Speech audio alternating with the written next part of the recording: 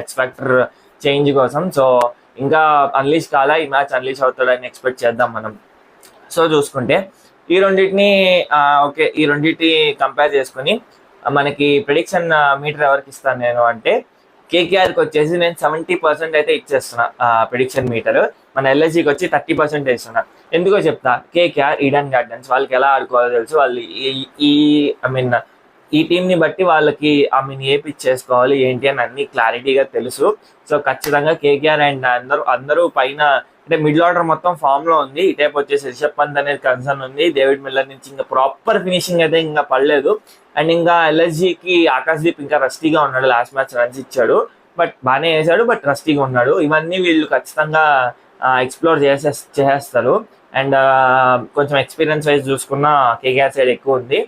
Batting depth కూడా కేకేఆర్కి ఎక్కువ ఉంది కంపారిటివ్లీ. సో ఇవన్నీ మైండ్లో పెట్టుకొని, ఆఫ్టర్నూన్ గేమ్ మైండ్లో పెట్టుకొని నేనైతే కన్ఫర్మ్ మా కేకేఆర్కి 70% అండ్ మన ఎల్ఎస్జికి 30% ఇస్తున్నా.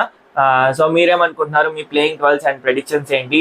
అండ్ ఇంకా ఏమన్నా మాట్లాడాలనుకుంటున్నారా? ఏమన్నా మిస్ అయినా నేను అన్నీ మీరు కామెంట్స్లో అయితే రాయండి, నేను ఖచ్చితంగా చదువుతా. నెక్స్ట్